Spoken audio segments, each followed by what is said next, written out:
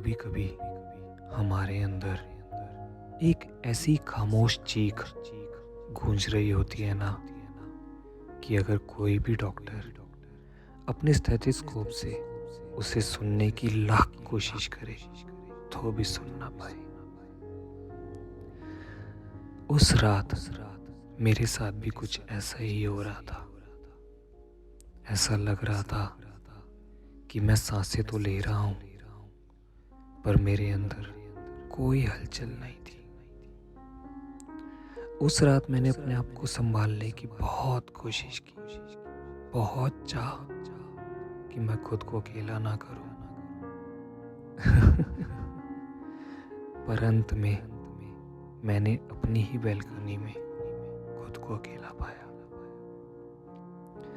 मैं चाह कर भी खुद को समेट नहीं पा रहा था। मुझे खुद पर तरस भी आ रहा था और साथ साथ गुस्सा भी।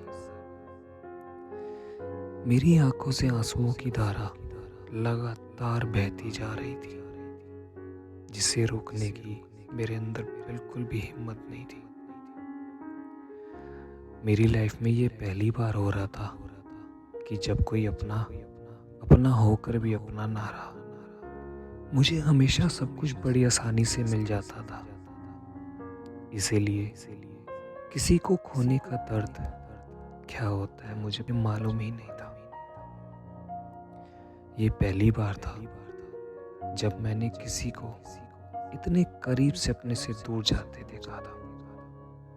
वो शख्स जो महज कुछ ही पलों में किसी और का हो चला था।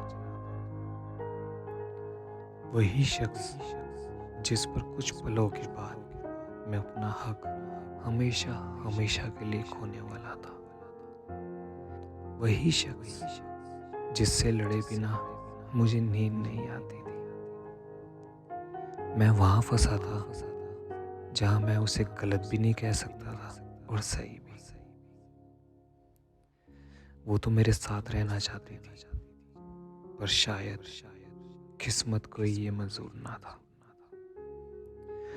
मेरी हालत पिंजरे में कैद उस पंछी की तरह हो गई थी जिसे बस अभी अभी ही पिंजरे में कैद किया गया हो और वो बाहर निकलने के लिए फड़फड़ा रहा हो।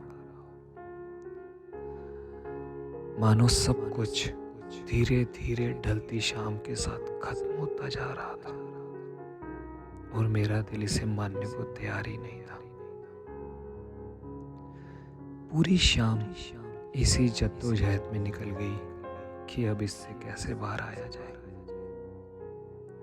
जिसका मेरे पास अब तक कोई जवाब ही नहीं था। घड़ी की सुइयों ने भी अब इशारा कर दिया था कि वो अब मेरे लिए रुकने वाली नहीं है। समय हो चला था उसे एक आखिरी गुड बाय कहने का।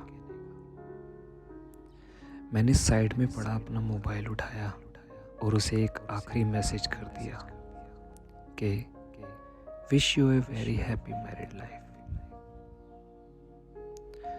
मैं अंत में अपना नाम लिखना चाहता था, तुम्हारा आरके, पर मैं अब उसका रहा भी तो नहीं, इसलिए मैंने वो जगह खाली ही छोड़ दी। उस दिन के बाद मेरे दिल की भी एक जगह हमेशा हमेशा के लिए खाली हो गई, जिसे भर पाना मेरे लिए नामुमकिन सा हो गया।